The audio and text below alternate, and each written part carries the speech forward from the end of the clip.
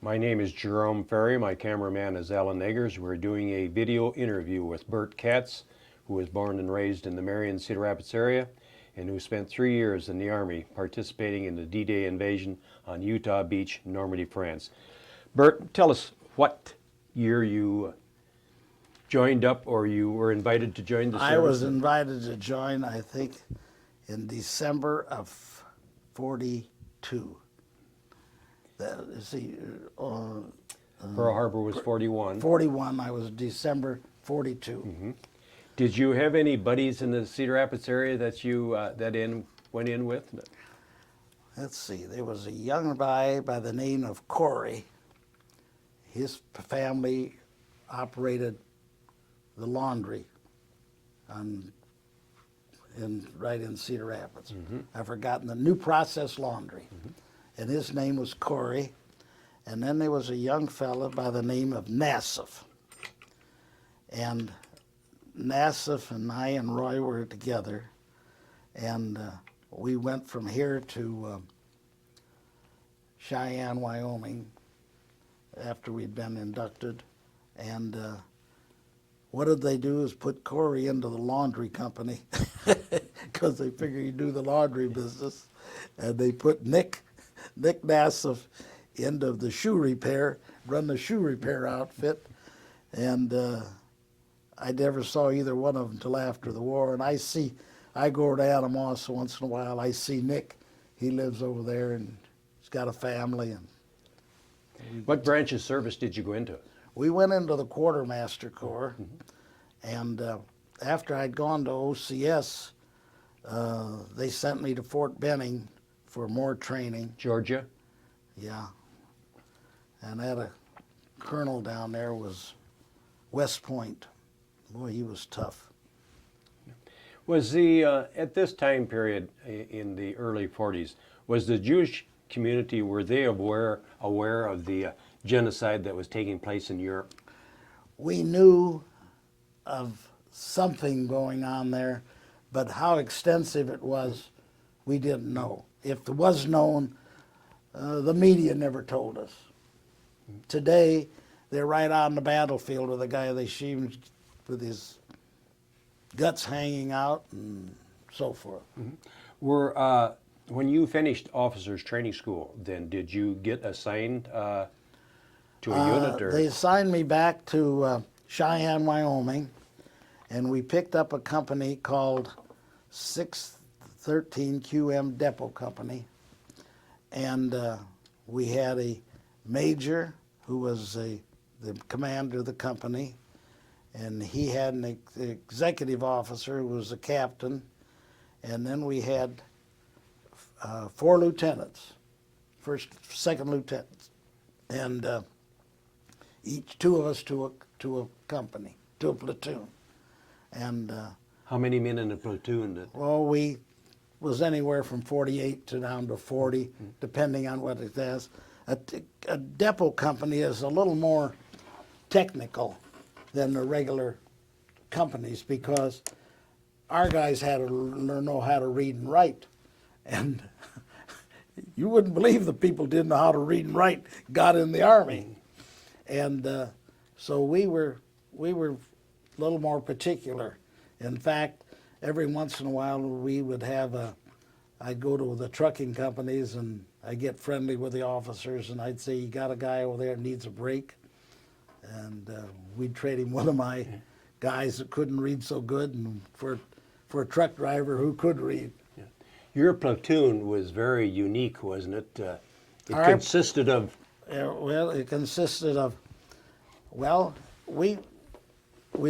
had a master sergeant and probably 10 technical sergeants and some staff sergeants. Everybody in the whole platoon almost was a non-commissioned officer. Yeah. And didn't you tell me they were all black? All black. Yes, they were. Yeah. Well, at this time, did you, as a Jewish boy, did you notice any anti-Semitism in the Army that...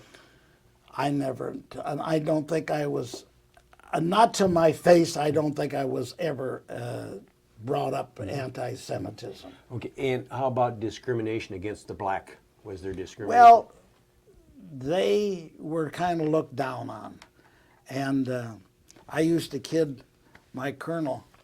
I'd say, "God damn it, Colonel, what are they going to do with me? I already got black troops." He laughed. He says, "Well, you're Jewish, you got black troops. That's 2 strikes." Did you ever think back years later that they may have been experimenting? Was this unique? It was unique in this form. First Army, when we were in England, First Army would send their people down and check our outfit. We want to see what you fellas can do in the field. We want to see what you people can do here. And they came down maybe 4 times. And then I was told we were the only black supply troops in the First Army. Yeah. That's why I asked that question. Were you aware, or were people aware of the Tuskegee Airmen, the all-black? Well, you know, we didn't hear too much about that till after the war. Yeah. Did the blacks, were they limited in early on as to what they could do? Was they confined to kitchen duty, or were they spread throughout the military? Well, I can't say what they were in other places, but my men were as technical as you could get. In fact, I had a couple of men. I had a Sergeant Emery who was my radio man, and he went back when the war was over. He went back to college and became a petroleum engineer and worked for Phillips Petroleum. And I hear from him occasionally. Around Christmas time, we try to talk to each other. Did you ever have to put up with any derogatory comments about your group? Never. From other... Not to our face, we never did. Yeah. They said it behind our back, then I didn't know about it. So, and then what was your rank? When I was there, I became promoted to a 1st lieutenant, and then after we were in France, I got promoted to a captain. Mm-hmm. Were you a captain at this time in this picture? I was a 1st lieutenant in that one. Yeah. And sidearms was standard? Sidearms was standard for me. Mm-hmm. And then I want to know, somebody on the street, what was the function of a supply troop? Tell us what their duties were then. Our function was we were to receive material off of the ships. We were to start a depot where we had rations, gasoline, ammunition. We handled everything that came through. Any supplies? Any supplies that came through. Clothing, boots, everything. Mm-hmm. And then did you finally ship out overseas? Oh yeah, we finally went overseas, went to England, and we worked around a couple of depots there, and went on some maneuvers, and didn't amount to much, and they told us what our supply was going to be. We have our platoon was supposed to supply 4 divisions, and another platoon would fly 4 divisions, whatever, and we were part of that First Army bunch. And then when were you told that you were going to be involved in the D-Day invasion? Was this something that had been talked about? We had talked about it for a long time. When they came down from First Army to interview us, why, we figured we were picked. And explain this to me in your own words, because you're talking to somebody years past or years in the future that has no idea what D-Day even probably stood for. Well, D-Day was the day that was designated as the day that we were going to invade France. It was broke down into... You're going to run the Germans out of there one way or another. Well, we're going to try. Anyway, there were several beaches. There was Utah Beach, Omaha Beach, and then there was golden and silver and other areas that was involved in those beaches. And we were told that where we were going to go in, and we were to set up, get in as far as we can and get set up to receive material, gasoline and clothing, ammunition, whatever was coming off the boats. This was going to be a very large operation. It was big. And they landed on all of these beaches, tried to land on them at the same time. All at the same time. Then your troops' responsibilities was going to be unload supplies that they're going to be. We were kind of the warehouse group, and the other groups, they were the ones who would take it off of the boats and bring it to us. And when we would stack it up and segregate it to make so as it was called for, we were to supply them. Did your commanders give you any idea what you could expect No, in this invasion? nothing. Did they even know what to expect themselves? They didn't know expect themselves. Why don't you tell us your story in your own words about it? Were you scared? Well, yeah. How old? But I was 20 years old. Yeah. You know, 20-year-old guy don't get scared. No fear. We're no fear. We're indestructible. And when we landed on the beach, we were up on the beach, and I was up there by a wall, and Sergeant Emery came up, and he was quite a guy. He said, "Lieutenant, I'm sticking close to you. Use one lucky mother." And then when I sent him down to find the rest of our troops, and he came back and he says, "They're all dead." They'd taken an 88 that, from this picture there, that got our boys, and they were all dead. They What didn't was even that, a get- large they gun? They didn't, huh? Large gun Oh yeah, emplacement? they had an 88 in there. And you evidently, your platoon was in two different boats going Yeah, in? we came on two different boats. They didn't make it. So you lost half of your... Half of them first 10 minutes. You probably didn't have time to think about this very long, is it? No, you sure didn't. All you knew is that you were getting the noise level.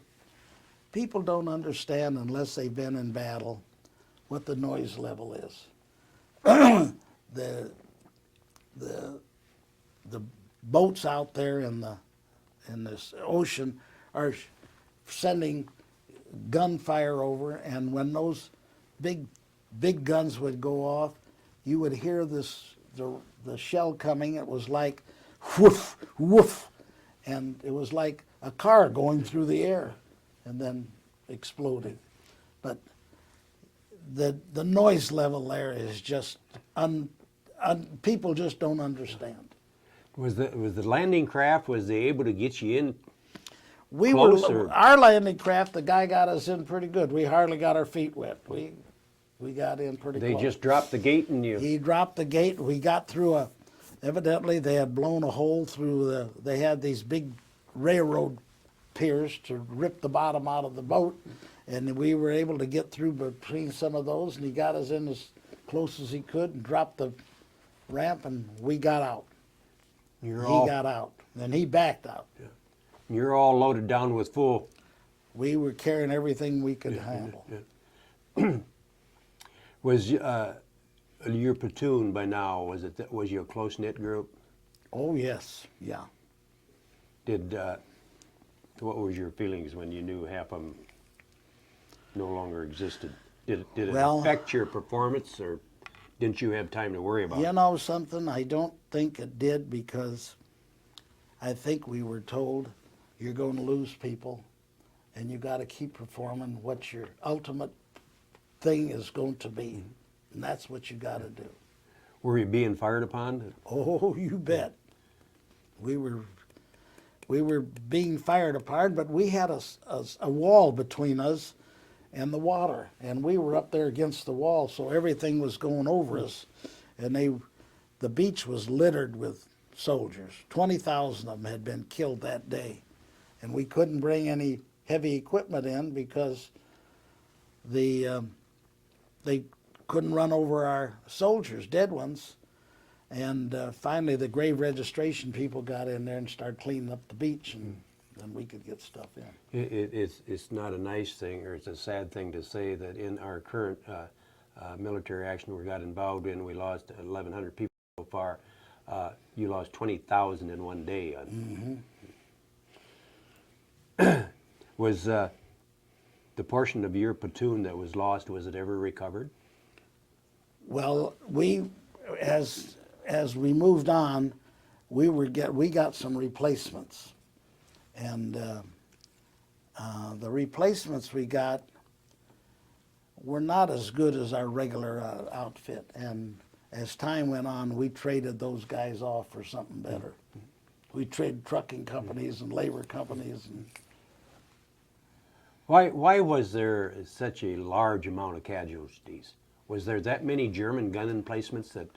well, you got to remember this: there's a beach, and they're up on a hill, and You have no protection. very little. The only protection you really had is that your battleships out there were pounding the living daylights out of them. How much time do you suppose you spent on that beach before you were able to get off of it? Oh, I come in early in the morning, and by noon we were in maybe 150 yards. That's not very far. That's not very far. No. Did you have heavy equipment at your disposal, or was it all done by hand? What kind of equipment? Well, to lift stuff. No, all done by hand. You didn't have end loaders. No, there was nothing. We did everything. We had a labor companies that came in, and my platoon supervised that. Was a lot? I imagine a lot of the supplies were even lost or spoiled. Oh, we were laying the stuff right on the beach, and the rations were in kind of a cardboard box, and as you stacked it, it kind of disappeared. The weight pushed it into the sand. The weight did, and we didn't have any dunnage. And one of my sergeants came down to me and said, there's a pile of gas cans up there, jerry cans. He says, they're piled about 4 stories high. So they went up and got a bunch of them and laid them down. We put what other stuff was coming in on those cans. That kept it from sinking away. And then this Colonel Shepard, he was a beach master, came down there and he raised hell. He wanted to know who was in charge of this. And they says, Lieutenant Katz up there, get him down here. So I went down there.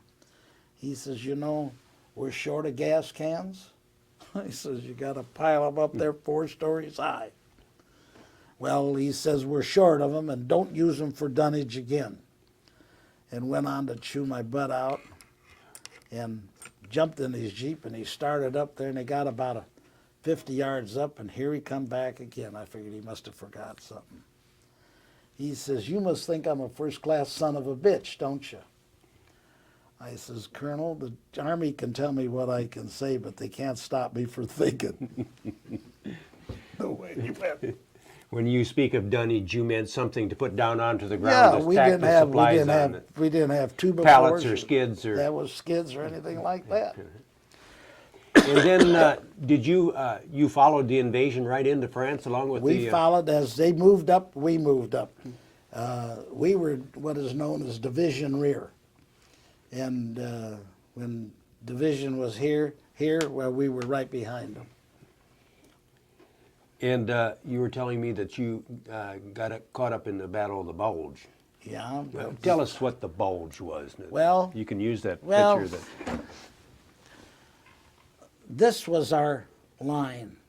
The front line. This line here. Mm-hmm. And when the Germans broke through, they made a bulge in the line. And so that's why they call it the Battle of the Bulge.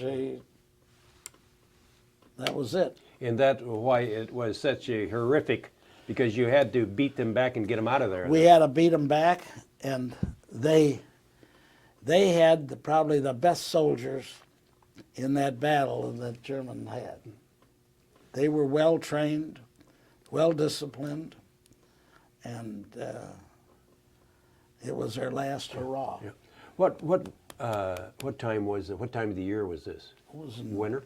It was in the winter time. It was I think around the 15th of December when the battle first started. Were there a lot of tanks involved? Oh, tanks, a lot of mobile stuff. In fact, I was in charge of a gas dump. A gas dump is like a big filling station with lots of gasoline. And I was in charge of that, and word came down for me to blow up that gasoline dump. And along with that word was a note from battalion that says, "Bert, throw your dog tags away." They said, "We've known some Jewish soldiers who have been captured, and they've been separated from the rest of them. We don't know what's happening." But I kept them. I figured, shit, they ain't gonna get my dog tag for that easy. Was there? Did you ever find yourself in any situations where you probably figured your family's never going to see you again? Most of the time. Most of the time. How much time period took place from D-Day to the Battle of the Bulge? Well, the Battle of the Bulge was December of '44. And we landed in June of '43. So it took you quite a while to get Yeah, that far. yeah. Was there any mobility problem? Was the ground frozen? Could the tanks move around? Or Well, it was a lot of snow on the ground, and when we finally blew up the dump, a couple of guys from the 82nd Airborne came along, and we were having trouble getting it to go, and they said, "Well, you mind if we helped you?" I says, "No, I can use all the help I can get." So they went and grabbed a couple of cans, and they ran up the road about 200 yards, and they said, "Well, let's get ready to get the hell out of here because it's really going to go." And so they lit that, and you could see it run down the thing, and it did. It blew the... And that's what the Germans wanted. They wanted that dump because they were running out of gas. They could only carry so much gas, and they knew that dump was there. So we teamed up with 3 of these 82nd Airborne. They got separated, and they said, "Well, we don't like to tell you what to do, but you got to stay off the main roads because they got tanks, they got armored vehicles, and they can't get out in those fields. So for us, if we're going to get out of here, let's take off out in those fields, and they can't, if they want to come and get us, they're going to get stuck." So we watched this house up there for about 2 hours, an old house, and nothing happened. And so we finally figured we'd go in there and get rid of some of our wet socks and stuff. We got that done, just got settled, and we heard something outside, and it was a German tank. And he pokes his gun right through the window, and when he poked his gun through the window, we were out the back door. That's how close it came. probably without your shoes and socks? Oh, we were ready. We didn't last long. We take off a pair of wet socks and put them in here like this so they would dry, and put the dry socks on. Where were you when the Germans finally surrendered? What part of the country were you in? We were in Liège, Belgium by that time. What picture is this, Bert? Well, this picture is we were in England. We were stationed at Stratford-on-Avon, and we used to go over there. They had a theater there, and we would go to see some of the Shakespeare plays and go through some of the historic sites around Stratford. The monument right below it. Well, that monument was put up on the beach after we landed. It's all about our outfits that landed that day, and that's our brigade. And, of course, you come out of the And that conflict with metals. Well, when we saw that day I was there, and My wife said Oh, she this is when you went back, you seen this. Yeah, yeah. What year did you go back? It's been 12, 15 years ago. Years later since Yeah, you'd been yeah. there. Did you recognize anything? Very little. Little stuff I would recognize, like I knew this monument had been put up, and when my wife said she had never seen me cry, and I cried for half a day there. Mm-hmm. I can imagine. Was this a reunion you went back to? No, I was all on my own. I met a person whose family his family lived right near here, and he said that he was born that day, and his mother used to tell him stories about how the American soldiers came through and all, but he knew a lot of history around there. Tell us about the medals you earned, Bert. Well, The this top top one? one, that's for D-Day. And this one here is Purple Heart, and that's the Battle of the Bulge. The Purple Heart, that was, did you ever take any shrapnel or? Well, I got my hand hurt, and I got all tangled up here. Okay. I got my hand hurt, and I went to get it bandaged, and the medic says, you're entitled to a Purple Heart. I says, when can I go home? He says, no, it's no go home one. He says, but I got to tell you something. If when we give you a Purple Heart, award it to you, we notify your next of kin. I says, no, you don't have to notify my next of kin. My mother and dad don't have this to worry about. And so I didn't know it was on my service record until years later when I went to go to the VA hospital for a checkup so I could get my medicine for cheap. I take one medicine a day, a blood pressure pill. Cost me $7 a month, and the Army pays for that. Incidentally, they paid for my flu shot I just got the other day. Anyway, that's the story there. Did you become friends of any European people? Yeah. You had a unique story that you told Well, me in the. I'll go back a little bit. My wife was playing bridge in Palm Springs, and the lady, we'd been friendly with these people, and the lady said to her, Sue, do you want to go out to dinner with us? We're taking a friend of ours out. And Sue says, I don't want to cook, we'll go to dinner. So we go to this restaurant, and this lady was a one-lady performer. She would, on the stage, she performed in England, she performed in France, she performed in Belgium, and all this other. And she and her husband would travel. And in the summertime, they would come back. In the wintertime, they'd come back to the United States. And so Sue said to her, my wife said to her, what made you come to Palm Springs? Well, she said, my husband passed away, and being in the acting business, I knew a lot of people. And they told me from Hollywood, go down to Palm Springs, you'll enjoy it there, you'll meet a lot of people. And so she came there, and she says, I still go back to Europe during the summer. I've made a lot of friends. So my wife said to me, Bert, tell her your story. I says, okay.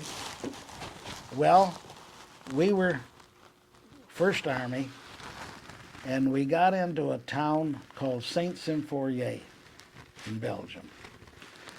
And they told me to set up a depot, and we took over a warehouse that they manufactured fertilizer in.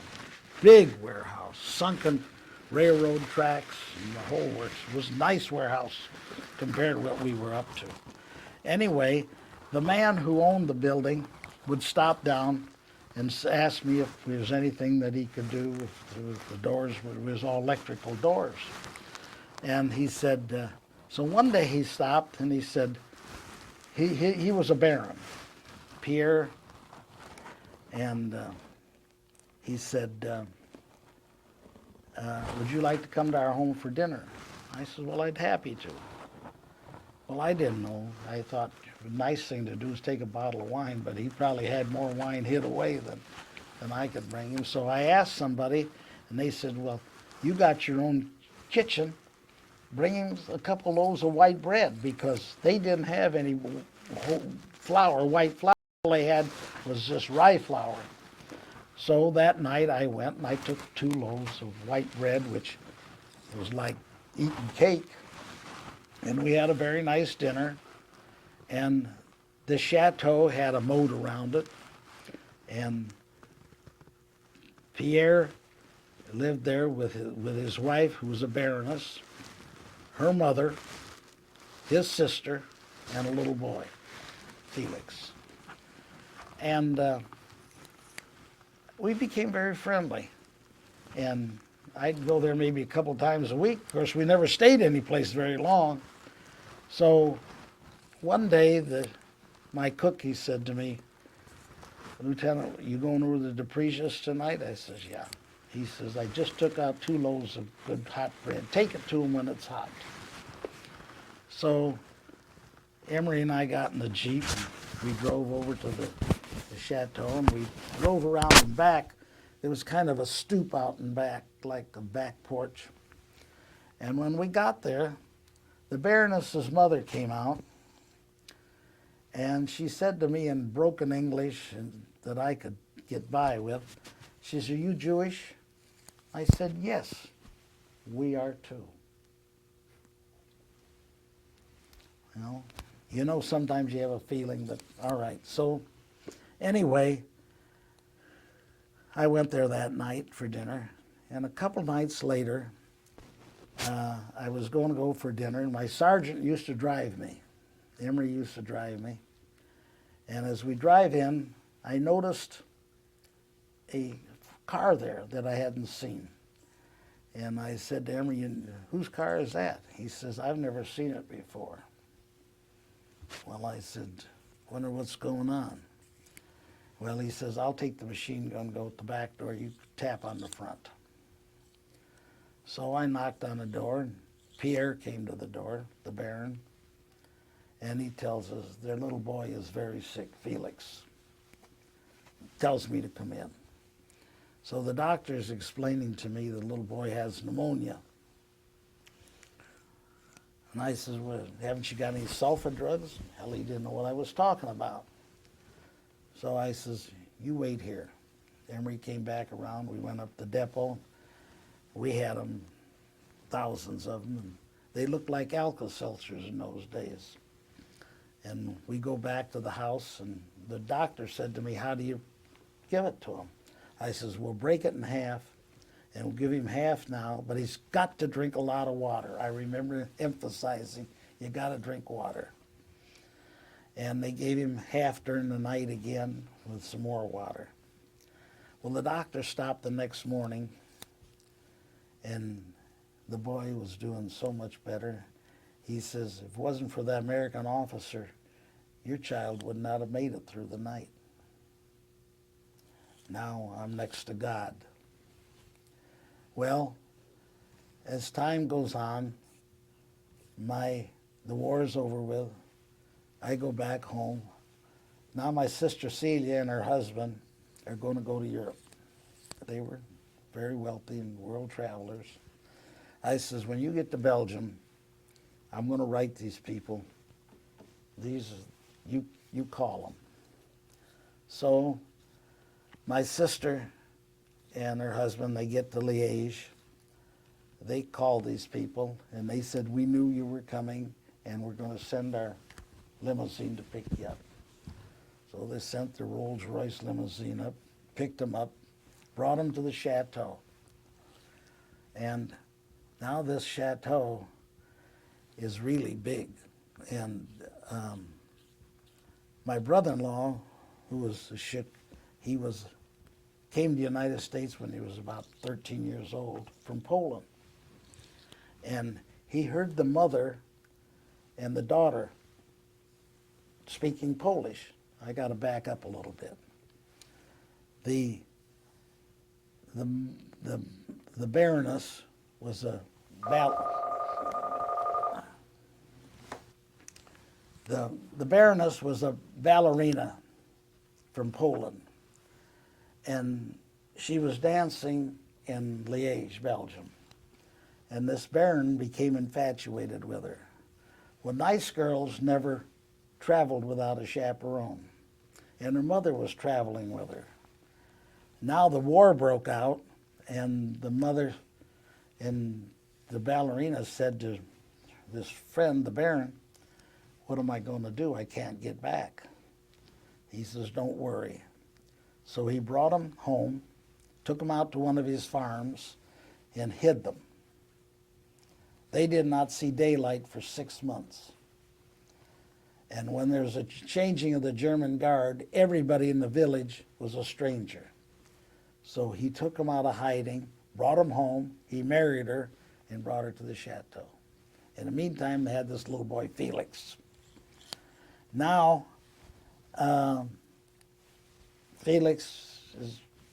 we saved his life. So my brother-in-law hears them speaking Polish to one another, and he remembered, being around Chicago and being the background, he remembered enough, and now they're in like Flint. They're really buddies. And the Baroness is now pregnant. So she says to my sister when they got ready to leave, "When my baby is born, I want you to come and be the godmother." So my sister says, "Okay." So when the baby's born, my sister takes her granddaughter, and they go back to Belgium for this ceremony. Now, as time goes on, my sister has lung removed, and she's in recovery. So the DePrezes hear about this, and they said, "We got a chateau in Switzerland. It's staffed, nobody's there. Why don't you and your husband go there for 4 months, 6 months, as long as you want to stay and be our guests?" So they did. So they went there. Now,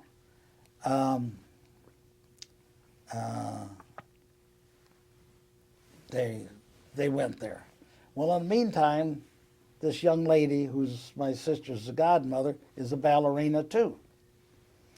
So they she's dancing in someplace in, I think, Indianapolis. So they go down, she finds this out, and she hires a Greyhound bus, and they got a space on a weekend, goes down there, picks up the whole troupe, brings them back to Chicago, and puts them up in their hotel, and has a good time with them and partying. Now I'm telling this story, and this woman is sitting there just like Jerry and taking it all in. And when I'm all through, she says to me, "Was the man's name Pierre?" I said, "Yes." "Was the Baroness' name Basia?" Now you had to know him because Basia was the Polish name and which everybody used to call her. And we said, "Yes." She said, "I know the whole story. My husband's niece was their niece." She says, "I know the whole story." 65 years later, 6,000 miles away. Amazing. What a story. Yep. Bert, unless you have any more memories to share with the Cedar Rapids History Center, the Linn County Historical Society, and Alan and myself would like to thank you very much for what you did in World War II. Thank you very, very much. I'm glad you fellas stopped out and spent your own time with me. Thank you. And I thank you.